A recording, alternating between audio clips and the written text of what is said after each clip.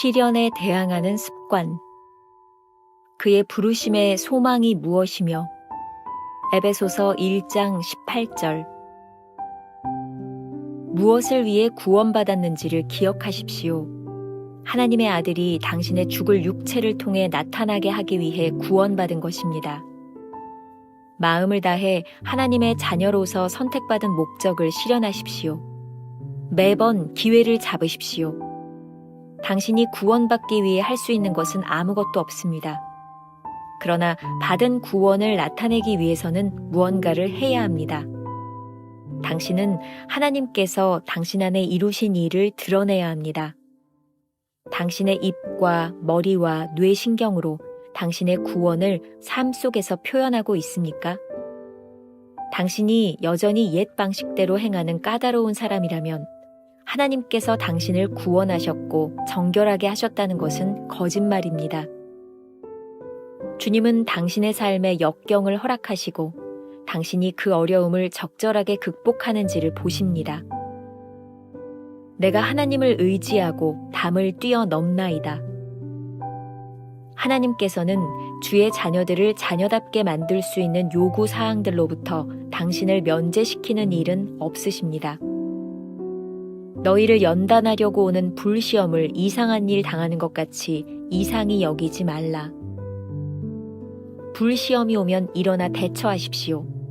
만일 그 불시험이 당신의 죽을 육체를 통해 그리스도의 생명을 드러낼 기회가 된다면 아무리 아픈 고통이라도 인내하십시오.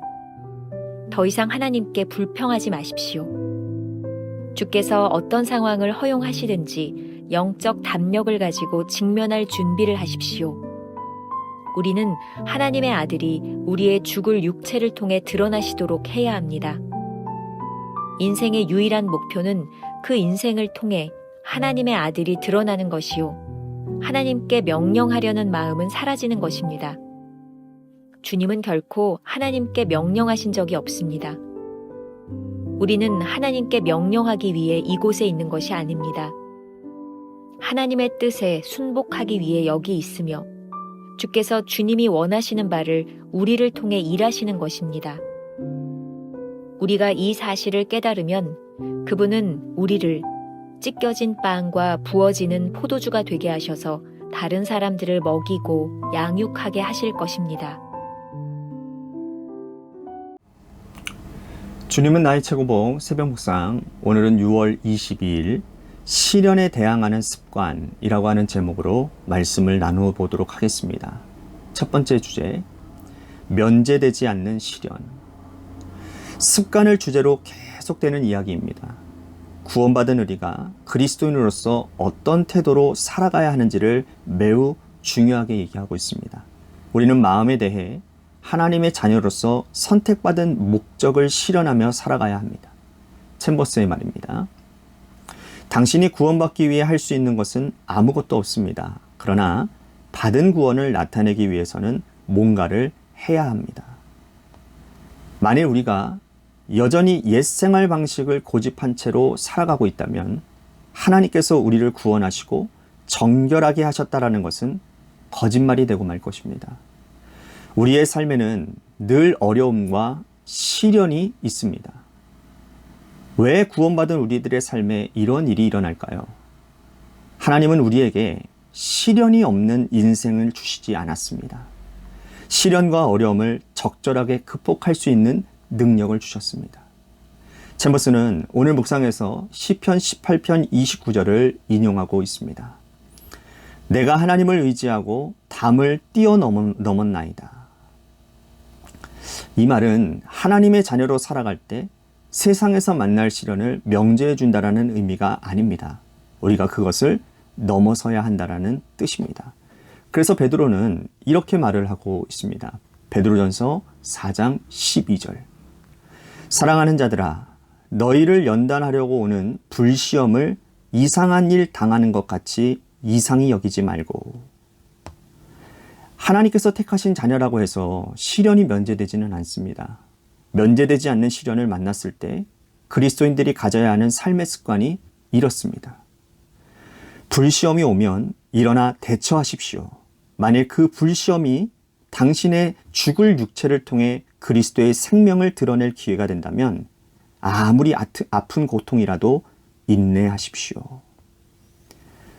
요한계시록 3장 10절에 보면 빌라델비아 교회에 하신 칭찬이 나와 있습니다.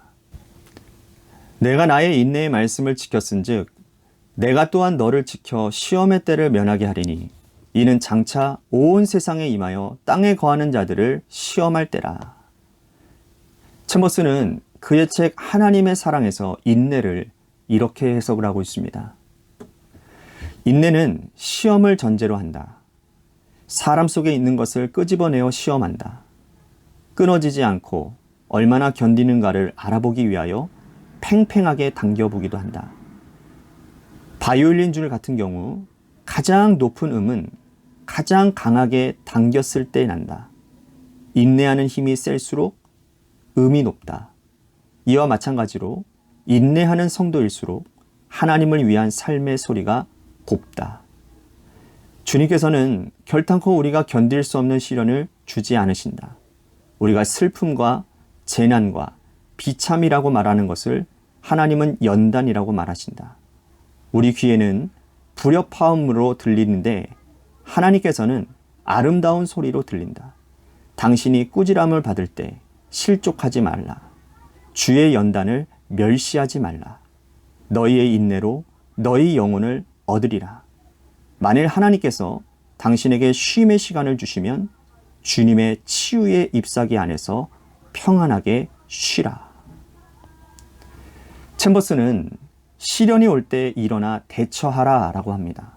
그 대처는 인내입니다. 오스왈드 챔버스의 하나님의 사랑에서 말한 것처럼 인내하는 성도일수록 하나님을 위한 삶의 소리가 곱습니다. 그래서 우리의 인생을 통해 하나님의 아들이 드러내기 위해서는 인내해야 되는 것이죠. 우리가 기억해야 될 한 줄 노트. 하나님은 우리에게 시련을 면제해 주시는 것이 아니라 그 시련 속에서 인내를 통해 예수 그리스도를 드러내라고 말씀하십니다. 두 번째 주제, 불평하지 말고. 우리는 어떠한 상황에서 어떠한 시련이 오든지 불평하지 말아야 합니다. 오히려 영적으로 담대하게 모든 것을 마주할 수 있도록 준비해야 합니다. 그리스도인의 목표는 무엇일까요? 챔버스의 말입니다. 인생의 유일한 목표는 그 인생을 통해 하나님의 아들이 드러나는 것이요, 하나님께 명령하려는 마음은 사라지는 것입니다. 여기서 하나님께 명령하려는 마음은 우리가 원하는 것을 하나님께 요구하는 것입니다. 주님은 공생의 기간 동안 하나님께 명령하지 않으셨습니다. 가장 어렵고 힘든 시간에도 하나님의 뜻을 묻기 위해 땀방울이 핏방울이 되도록 겟세마네 동산에서 기도하셨습니다. 영성가인 앤드류 머레이가 아주 중요한 시련을 극복하는 방법이라고 하는 글을 남겼습니다. 좋은 예화가 될 것 같아서 여러분들에게 소개하도록 하겠습니다. 앤드류 머레이는 어둠 속에서 바른 길로 인도해 주시는 하나님의 말씀을 기억하기 위해 목록을 작성했다고 합니다. 1895년에 그는 잉글랜드에서 등이 몹시 아파 고생하고 있었던 때였는데 몇 년 전에 부상 때문이었다고 합니다. 어느 날 아침 그가 방에서 아침 식사를 하고 있을 때 여관 주인이 왔습니다. 그리고 아래층에 묵어있는 여자가 큰 어려움에 처했는데 혹시 도움이 될 만한 조언을 해줄 수 없겠냐라는 것이었어요. 앤드류 머레이는 뭔가가 적혀진 종이 한 장을 건네며 이렇게 말을 했습니다. 내가 나를 위해 적어둔 충고입니다. 이거를 그녀에게 전해 주십시오. 그녀에게 도움이 될 것입니다. 그 종이에는 다음과 같이 적혀 있었다고 합니다. 역적의 시간에 이렇게 말하라. 우선 그분이 나를 여기로 데려오셨다. 내가 이 협착한 장소에 있는 것은 그분의 뜻이다. 그러므로 나는 여기서 안식할 것이다. 그 다음엔 이렇게 말하라. 그분이 사랑으로 나를 보호하실 것이고 그 시련 중에도 그분의 자녀로서 행동할 수 있는 은혜를 주실 것이다. 또 이렇게 말하라. 그분이 시련을 축복으로 만드실 것이고 내가 배워야 할 교훈을 가르치실 것이며 주려고 작성하신 은혜를 부어주실 것이다. 마지막으로 이렇게 말하라. 그분의 선하신 방법과 시기는 그분만이 하신다. 그러므로 이렇게 말하라.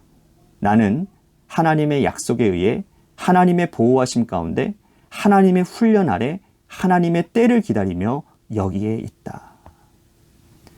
그리스도인이 부름을 받는 이유는 하나님께 명령하기 위해서가 아니라 순종하기 위해서입니다.